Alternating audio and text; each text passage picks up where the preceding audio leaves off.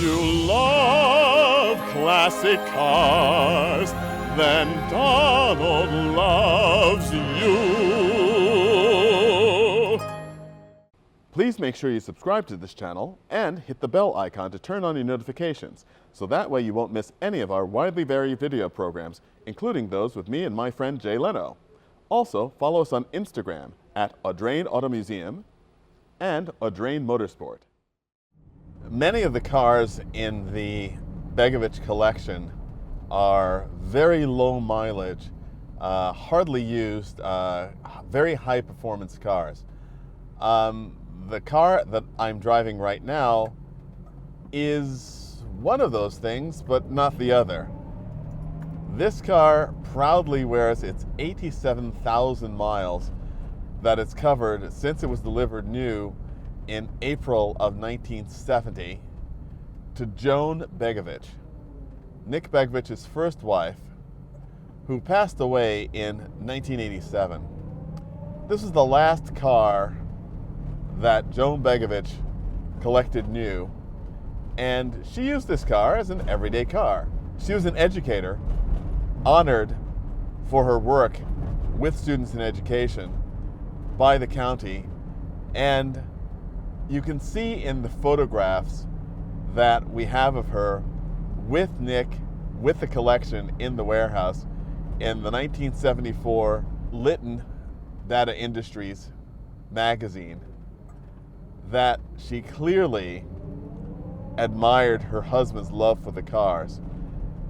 And this car really still represents so much of what Nick Begovich admired in cars. This is a 1970 Camaro 350 SS.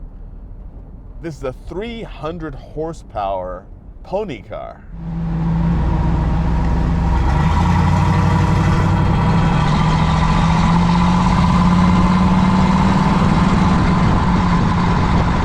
And not what you would think of as the first choice for a high school teacher. But nonetheless, this high school teacher was Joan Begovich. It's an interesting thing to consider. What do you want in an everyday car? Well, you want comfort, you want usability, you want reliability, certainly. And this is a really interesting car because driving this car takes me back to my first days of driving.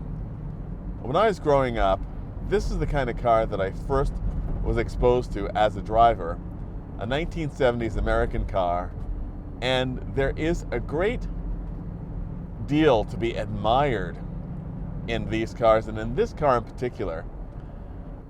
First and foremost, being a Begovich car, it doesn't drive like some clapped out, abandoned car left over. Sure, the paint's a little flat, and it's got a wonderful dent in the left rear fender. I'm sure that it was due to some sort of a garage incident. But it feels like a very well-maintained used car. This is the kind of car that you'd want to buy for your first car. One previous owner, a high school teacher whose husband was a brilliant engineer who really appreciated and cared for cars. And there's also a lot to admire about this particular car because I happen to think that this era of GM cars is some of the most beautiful in the world. This second generation Camaro has a very, dare I say, European appearance. It's very smooth, it's very elegant, very clean, and the shape of the car is purely American. Only the Americans could come up with a shape like this, and it is really quite a beautiful car and a great, I think, advance over the first generation Camaro, which is a terrific car, but in many ways doesn't have the same kind of individual style that this car has. And then, of course, we can talk about performance.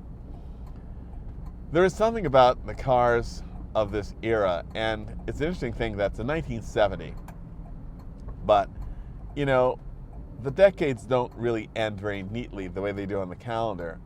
They sort of drift over, and this is a 1970 car, but it still has very much the spirit of the 1960s. It's an easy to drive, spacious, stylish coupe with 300 horsepower. And okay, fine, it is SAE horsepower, not DIN horsepower, but nonetheless, there's still a lot of horses ready and available underneath your foot. And this is the automatic, and the automatic gives away very little to the 4-speed in terms of performance. Yeah, it robs a bit, but the response is quick. If you wanted to manually shift this great bridge gear knob, you could. It's a car that is very much suited to everyday driving around, doing your errands, picking up the laundry, going shopping, and also for a bit of fun and entertaining driving as well. Another wonderful thing about being in this car, and something that really speaks so much to me with the entire Begovic collection, is the sense of being with Joan Begovic in this car. In the glove box today are still stacked all of her Southern California maps, the road maps. The original sleeve and protecto plate from the dealer showing the delivery date and her name. The envelope folder that held the owner's manual for this car. It's all there. And it just makes you feel that Joan has loaned us her car for the afternoon for a drive. Thanks, Joan. Really appreciate it. It's a neat car. I'm sure you enjoyed driving it. Although this is just a gray Camaro coupe, I don't think that it really gives away a lot in terms of performance and presence to some of its more exotic stablemates in the garage at the Begovic house. You know, thinking about the fact that this car lives alongside that new Lamborghini Miura, the Porsche Carrera GTS 904, the Jaguar XK120M, a little later the Bora, the Gullwing. This car has a certain spirit of driving that I think leaves very little on the table to those others. And it is so funny. I do feel like a very young driver again, being behind the wheel of this car. The sensations just come right back to you. And isn't that what this is all about? Living in the period of the car with the car. There's no feeling that matches a car that's never been taken apart for restoration.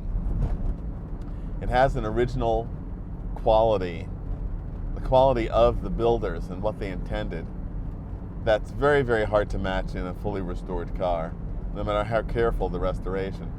And it's not to say that a restored car isn't a delightful thing to drive, and we've certainly learned a great deal about cars like this since they were built, and so we can certainly make them arguably better than the people that built this car could have made it then, but it's still not quite the same. So it's just great to sort of sit back and contemplate the time machine aspect of driving a car like this and driving this particular car. This could be the fall of 1970. We're not in Fullerton, we're in Rhode Island. But it's still a wonderful experience. And this is something very, very special.